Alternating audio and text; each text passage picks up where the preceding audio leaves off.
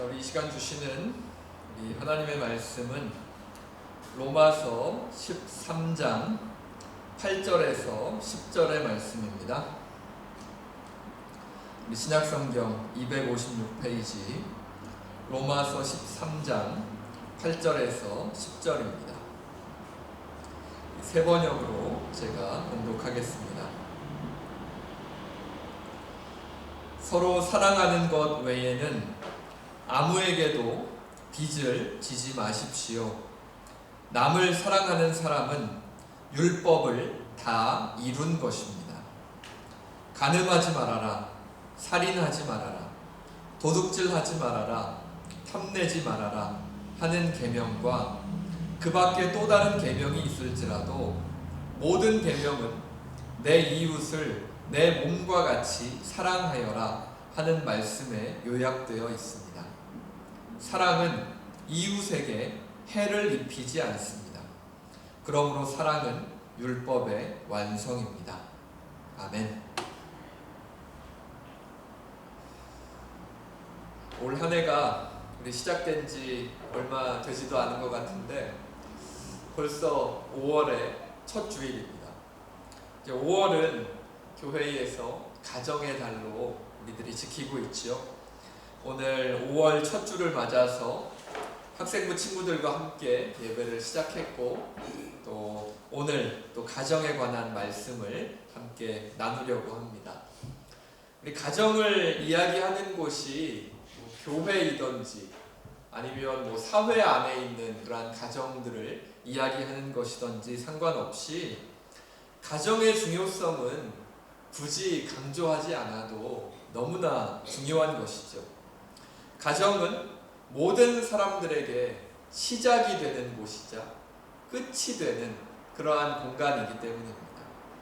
그리고 대부분의 사람들이 세상을 살아가면서 가장 많은 시간을 보내는 곳이 가정이기도 하죠.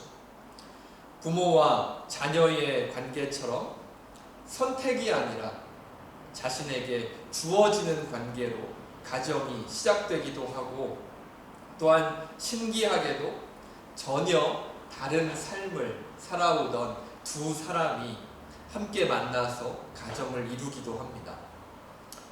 생각해보면 전혀 다른 가정에서, 다른 환경에서 자라난 두 사람이 결혼을 통해서 한 가정을 이루고 나머지 인생을 같이 살아간다라는 것은 결코 당연한 것이 아니라 참으로 신기한 일이 아닐 수 없습니다. 부모와 자녀로 만난 관계를 가지고 오랜 시간을 같이 살아온 것이 아니라 나와 전혀 다른 인생을 살아오던 다른 사람과 함께 나머지 인생을 살아나간다는 것은 결코 쉬운 일이 될 수 없기 때문이죠. 하나님께서 우리에게 가정을 허락해 주신 이유는 무엇이겠습니까? 그리고 우리에게 가족을 허락해 주신 이유는 무엇일까요? 아니면 가족이 아니라 할지라도 우리와 함께 할 수 있는 친구나 다른 존재들을 허락해 주신 이유는 무엇일까요? 많은 이유들이 있겠지만 가장 큰 이유는 하나님의 사랑을 우리가 깨닫기 원하셨기 때문인 것 같습니다. 사랑을 해야 할 때 반드시 필요한 것이 있습니다. 사랑을 하려면 뭐가 필요할까요? 사랑을 할 수 있는 대상이 필요합니다. 우리가 사랑을 하려면 사랑을 할 수 있는 대상이 필요하다는 거죠. 사랑을 할 수 있는 대상이 없다면 사랑을 시작할 수 없기 때문입니다. 하나님의 사랑도 마찬가지입니다. 성경은 하나님에 대해서 뭐라고 이야기하죠? 하나님은 사랑이시다 라고 이야기하는데, 하나님께서 사랑 자체가 되시려면 하나님에게도 사랑의 대상이 필요합니다. 그렇기에 하나님은 어떠한 형태를 가지고 있습니까? 하나님께서 혼자 계신가요? 그렇지 않죠. 하나님에게는 하나님의 아들 예수 그리스도가 바로 옆에 계시고요.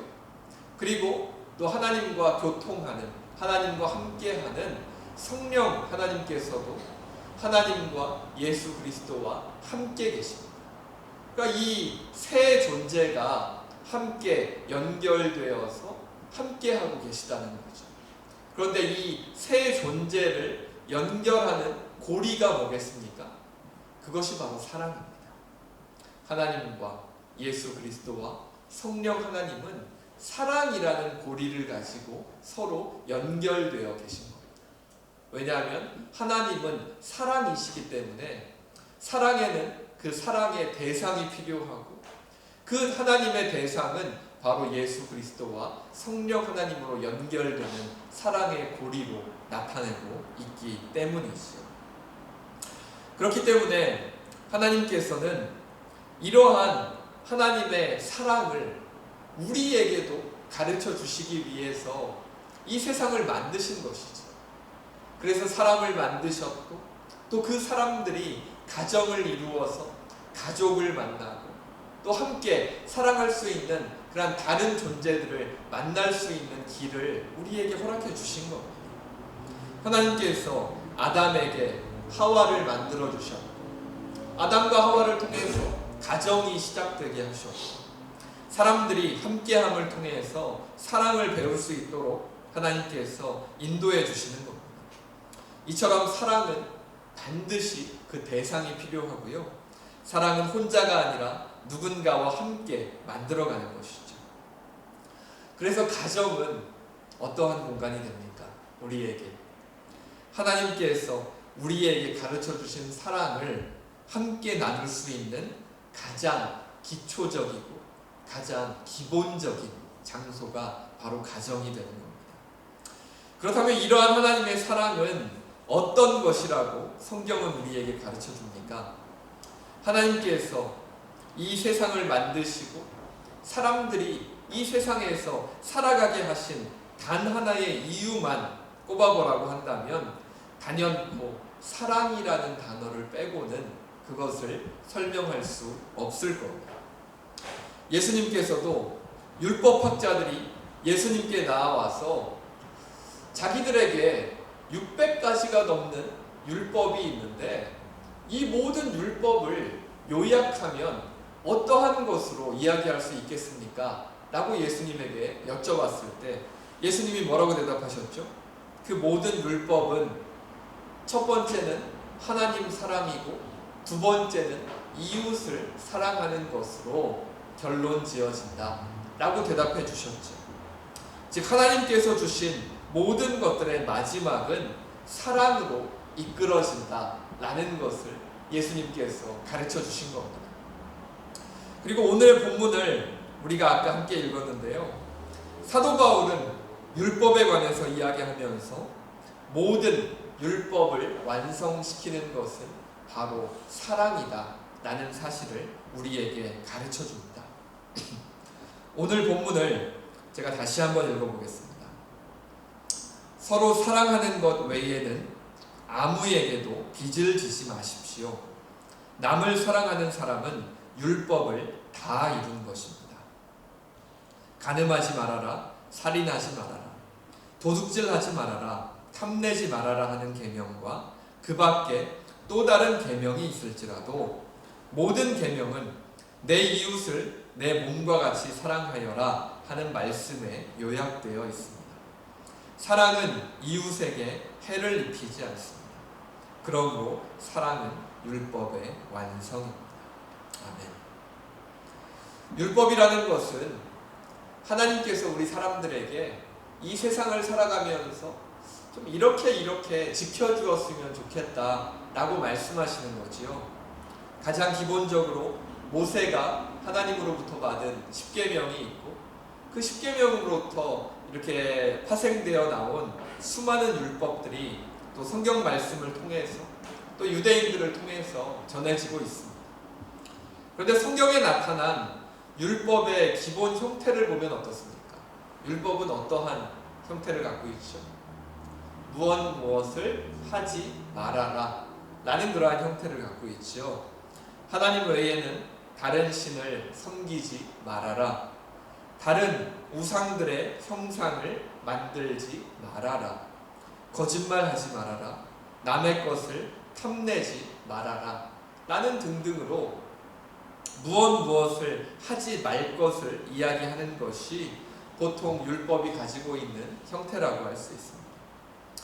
그런데 우리가 이러한 율법을 해석할 때 무엇을 하지 말아라 라는 것에서 그 해석을 끝내버린다면, 그냥 그런 것들을 하지 않으면 되겠구나 라는 선에서 그 율법의 해석이 끝나버린다면 우리는 결코 그 안에 담긴 하나님의 마음을 알 수 없게 됩니다. 무엇을 하지 말아라 라는 형태는 지금 우리가 살아가고 있는 이 세상의 법과 크게 다를 것이 없기 때문이죠. 하나님의 율법이 세상의 법과 다른 점은 무엇입니까?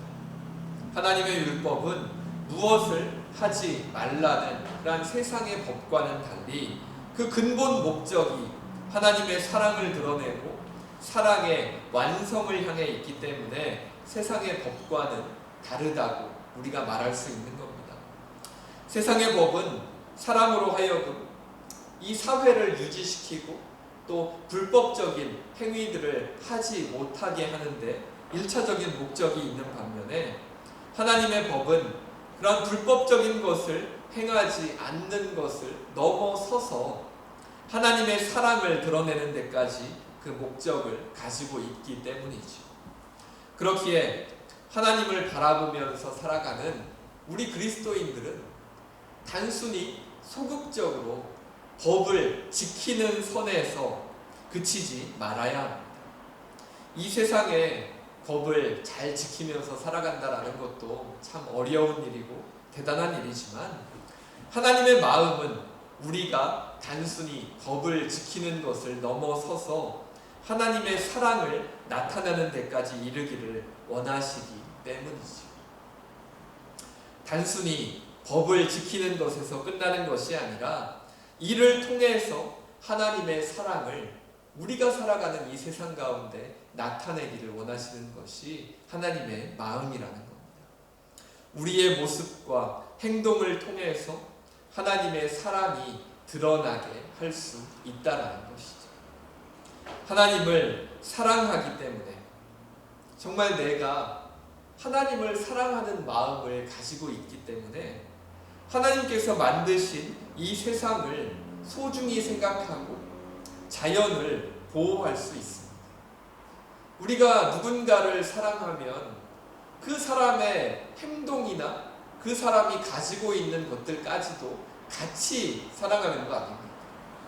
우리가 그 사람을 사랑하는데 그냥 그 사람만 사랑하고 그 사람이 하는 나머지 말이나 행동들은 안 사랑할 수도 있나요? 그럴 수는 없지요. 누군가를 사랑한다라는 것은 그 사람에게 속한 모든 것을 함께 사랑한다라는 그런 의미를 담고 있는 것이죠. 그렇기 때문에 우리가 하나님을 사랑한다면 하나님께서 만드신 이 세상도 사랑할 수 있는 것이죠. 하나님께서 만드신 세상을 사랑하기 때문에 하나님께서 만드신 세상을 아름답게 유지하기 위해서 눈에 보이는 쓰레기 하나라도 내가 버린 쓰레기가 아니지만 더 주술 수 있는 그러한 마음도 우리가 가질 수 있는 것이죠. 어제 한국에 비가 왔던 것 같은데요. 산책을 하시던 어떤 목사님께서 길가에 이렇게 비가 와서 달팽이들이 이렇게 좀 나와 있었나 봅니다. 산책로에. 그런데 그 산책로에서 조깅하던 사람들이 그 달팽이를 보지도 못하고 막 뛰어가니까 그 달팽이들이 밟혀 죽을까봐 그 달팽이들을 한 곳으로 산책로에서 조금 벗어난 곳으로 옮겨주고 산책을 계속 하셨다는 글을 봤습니다. 이 마음은 어떻지요? 이 마음도 하나님께서 만드신 그 모든 것들을 다 사랑하기 때문에 이 세상에서 함께 살아가고자 하는 그러한 마음을 가지고 아주 조그만 눈에 잘 보이지도 않는 달팽이지만 그것을 한쪽으로 이렇게 옮겨주는 그러한 행동을 할 수 있는 것이죠. 그리고 내가 살아가는 이 세상을 사랑하고 지금 내가 살아가고 있는 이 사회를 사랑하기 때문에 사회에서 우리가 지켜야 할 것들을 지키고 다른 사람들을 존중하면서 살아갈 수 있게 되는 거죠. 우리가 이 사회 안에 있는 법을 왜 지킵니까? 왜 지키세요? 법을. 그것은 바로 우리가 이 사회를 살아가는 한 명의 구성원으로서 나도 존중을 받기 위해서 우리가 법을 지키는 거죠. 그리고 이 사회 안에 있는 모든 사람들을 존중하기 때문에 그 사람들과 함께 살아가는 곳이기 때문에 우리가 법을 지키는 겁니다. 우리가 법을 지키지 않는다면 나로 인해서 다른 사람들이 피해를 볼 수도 있고 결국에는 이 사회가 무너질 수도 있기 때문입니다. 그렇기 때문에 내가 속해 있는 이 사회를 사랑해서 내가 그 법을 지킬 수 있는 것이죠.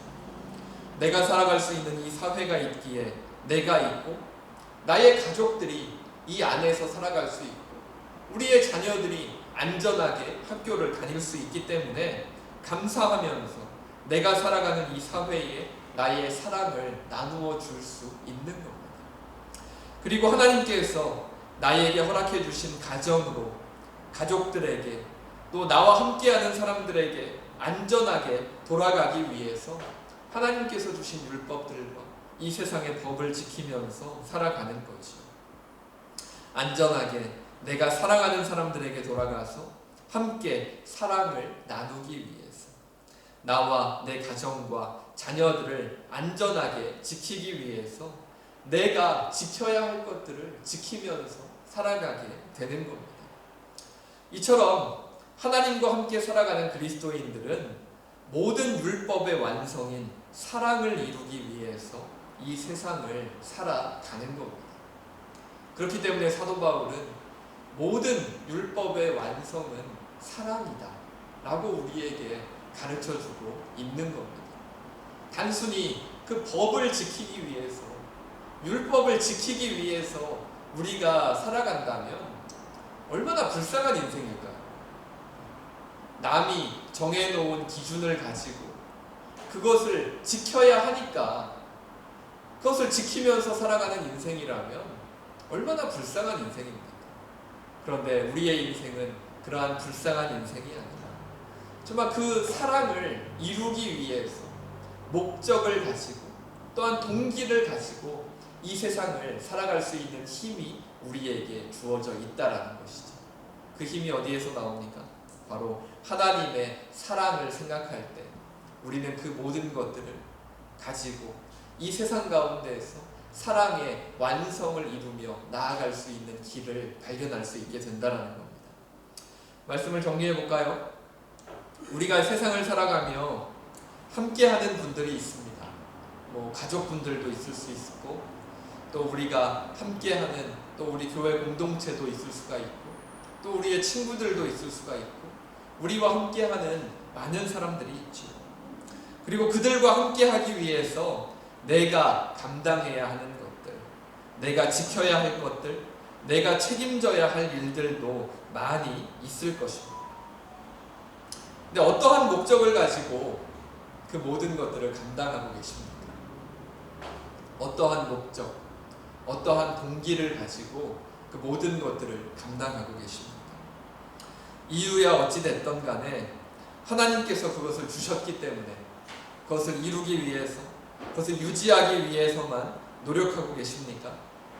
그냥 나에게 주어져 있기 때문에, 하나님께서 나에게 허락해 주신 것이기 때문에 그냥 그것들을 감당하고 계십니까? 아니면 하나님께서 그 관계를 허락해 주신 이유와 목적을 생각하면서 함께 하나님 안에서 인생의 길을 걸어가고 계십니까?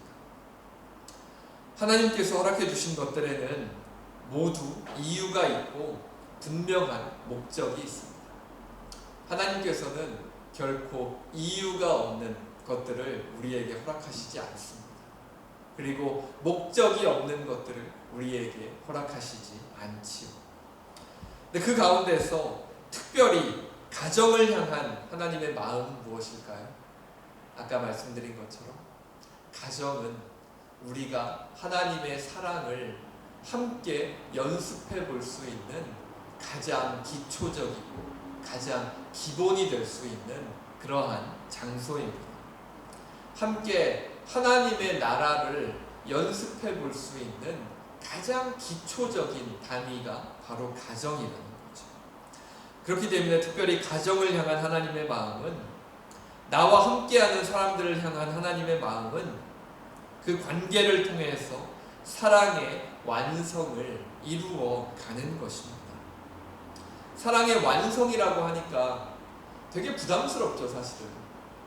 사랑의 완성을 이루었다 라고 말할 수 있는 사람이 과연 누가 있겠습니까? 우리 학생부 친구들이 이 자리에 있다가 이제 지금 아래로 내려갔는데요, 저희 아이들이 이 자리에 없는 게 저한테 얼마나 다행인지 모르겠습니다. 네. 저희 아이들이 지금 제 이 설교를 듣고 있었으면 아빠부터 좀 더 잘하면 어떨까 라는 생각을 분명히 했을 거기 때문입니다. 네. 아빠부터 집에서 조금 더 잘하면 어떨까 라는 생각을 저희 아들은 분명히 했을 거기 때문에 제 아이들이 이 자리에 없는 게 저에게는 참 다행인 거죠. 이 사랑의 완성이라는 것은 좀 부담스럽죠, 사실은. 어떻게 사랑의 완성을 이룰 수 있을까? 참 어려운 일입니다. 그런데 하나님께서 원하시는 것은 우리가 완벽한 모습으로 사랑의 완성을 이루었다 라고 하나님에게 선언하는 것이 아닙니다. 왜냐하면 그것은 불가능하기 때문이죠. 우리가 다 연약하고 부족한 모습을 가지고 있는데 어떻게 사랑의 완성을 하나님 앞에서 선언할 수가 있겠습니까? 우리의 자녀들과의 관계만 바라보아도 우리가 참 부족하다라는 사실을 부모된 입장에서는 깨달을 수밖에 없지요. 이 질문을 한번 던져보면 바로 우리의 그 상태를 깨달을 수 있습니다. 어떤 질문일까요? 우리의 자녀들이 만약 부모를 선택할 수 있는 선택권이 있다면 나를 부모로 선택해 주었을까? 라는 질문을 한번 던져보시면 됩니다. 부모와 자녀의 관계가 우리가 선택한 건 아니잖아요. 그렇죠? 하나님께서 맺어주신 건데, 만약에 우리의 자녀들에게 부모를 선택할 수 있는 선택권이 있었으면 과연 나를 아빠로, 엄마로 선택해 주었을까? 라는 질문을 던져보면 부모와 자녀 사이의 관계에 있어서 우리가 어떠한 모습을 가지고 있는지를 사실 어느 정도는 되돌아볼 수 있게 되죠. 분명히 그 가운데는 참 연약하고 또 부족한 모습들도 많이 있을 겁니다. 그렇기 때문에 하나님께서 우리에게 원하시는 것은 처음부터 완벽한 모습으로 사랑을 이루면서 살아가라고 하는 것이 아니라, 나에게 분명히 연약하고 부족한 부분들이 있지만 그럼에도 불구하고 하나님 안에서 사랑을 이루기 위해서 노력하며 살아가기를 하나님께서 원하시는 거죠. 단순히 무엇을 하지 말아라 라는 율법을 지켜가는 것으로 하나님의 사랑을 깨달을 수 없는 것처럼, 단순히 정말 하나님의 사랑의 완성을 이루기 위해서 추상적으로 노력하는 그러한 모습들이 아니라, 정말 하나님께서 우리의 가정을, 또 우리의 가족들을, 또 가족이 아니라 할지라도 나와 함께하는 이 사람들을 나에게 허락해 주신 이유가 무엇일까? 하나님의 목적은 어디에 있을까? 하나님의 마음은 어디에 있을까를 고민하면서 함께 사랑의 완성을 위해서 노력해 가기를 하나님께서 원하시는 겁니다. 하나님께서 이 시대를 살아가면서 나에게 허락해 주신 가족들이 있겠죠. 그리고 가족들 외에도 나에게 허락해 주신 사람들이 있고요. 우리가 이 세상 가운데 살아가면서 만나는 사람들도 있고, 이 교회 안에서 만나는 사람들도 있을 겁니다. 하나님께서 나에게 만나게 하신 분들은 누구인가, 어떠한 사람들인가를 바라보시고요. 그 관계들을 통해서 하나님께서 무엇을 나를 통해서, 그 공동체를 통해서, 또 가족들을 위해서 원하고 계신가, 무엇을 이루어 가기를 원하고 계신가를 바라보시고 하나님의 마음을 바라보실 수 있기를 간절히 바랍니다. 단순히 우리에게 주어져 있기 때문에 우리가 그것을 바라보면서 살아가는 그러한 인생이 아니라 하나님께서 왜 우리에게 이러한 관계를 허락하셨는가? 왜 나에게 이 자녀들을 맡겨주셨는가? 왜 나에게 또 부모님들을 허락해 주셨는가? 또 고민하고 생각하고 또 가족이 아니라 할지라도 하나님께서 왜 나에게 이러한 관계들을 허락해 주셨는가를 함께 고민하면서 하나님과 예수 그리스도와 성령 하나님 간에 그러한 사랑의 고리로 연결되어 있는 사랑 자체이신 그 하나님의 모습을 우리에게 가르쳐 주기 원하시고 우리도 그 하나님을 따라서 사랑의 모습을 닮아가기를 원하시는 그 하나님의 마음을 우리가 바라보면서 부족하지만 연약한 모습이 있을지라도 우리가 하나님을 따라서 노력하면서 그러한 사랑의 모습이 우리의 삶의 자리에 나타날 수 있도록 우리가 함께 노력하는 그러한 모습이 있으면 참 좋을 것 같습니다. 오늘 본문에 나타난 사도 바울의 권면을 꼭 기억하실 수 있기를 바랍니다. 서로 사랑하는 것 외에는 아무에게도 빚을 지지 마십시오. 남을 사랑하는 사람은 율법을 다 이룬 것입니다. 사랑은 이웃에게 해를 입히지 않습니다. 그러므로 사랑은 율법의 완성입니다. 아멘. 우리 함께 말씀을 기억하면서 기도하겠습니다. 우리 시간 기도할 때 하나님께서 우리에게 허락해 주신 그런 모든 관계들을 돌아보면서 기도했으면 좋겠습니다.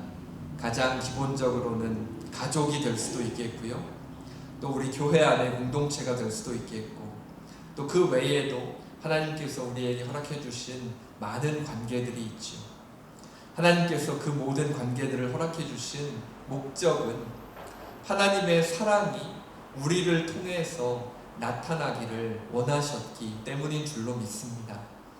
하나님의 사랑이 사랑 자체이신 하나님의 마음이 우리를 통해서 우리 가족들을 통해서 또 나의 주변에 있는 관계들을 통해서 나타나고 있는지 나의 모습을 돌아보며 또는 우리의 가정의 모습을 돌아보며 함께 기도했으면 좋겠습니다.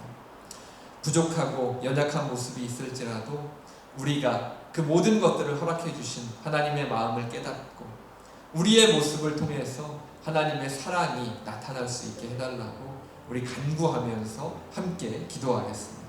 기도합니다. 사랑의 하나님 감사합니다. 이 시간 저희들 또 가정의 달을 맞아서 함께 예배하게 하시고 함께 기도하게 하시니 참으로 감사합니다. 하나님께서 저희들에게 이 세상 가운데서 허락해 주신 많은 관계들이 있습니다. 우리의 가족들이 있고 우리의 자녀들이 있고 또 우리가 만나는 수많은 사람들이 있고 우리가 교회에서 만나는 사람들이 있고 또 우리의 일터에서 직장에서 사업장에서 만나는 사람들이 있습니다. 또 이 세상을 살아가면서 만나게 되는 수많은 사람들이 있습니다. 하나님께서 그 모든 관계들을 허락하신 이유와 목적은 사랑 그 자체이신 하나님을 우리의 삶의 자리에 정말 나타나게 하시고자 함을 저희들 오늘 말씀을 통해서 바라보았습니다. 서로 사랑하는 것 외에는 아무에게도 빚을 지지 말고 율법의 완성은 사랑이라는 것을 우리에게 가르쳐 주시기 위해서 사랑으로 이 세상을 살아가게 하시기 위해서 하나님께서 그 모든 관계들을 우리에게 허락해 주시고 하나님을 우리에게 가르쳐 주시는 줄로 믿습니다. 저희들 사랑이신 하나님을 나타내는데 여러 가지로 부족하고 연약한 모습이 있을지라도 저희들 이 시간 그 모습을 하나님 앞에 내려놓고 간구하며 나아가오니 저희들을 불쌍히 여겨주시고 저희들 하나님 안에서 회복되게 하시고 저희들의 삶의 자리에 저희들을 통하여서 하나님의 사랑이 나타날 수 있는 그런 귀한 은혜가 있게 하여 주시옵소서.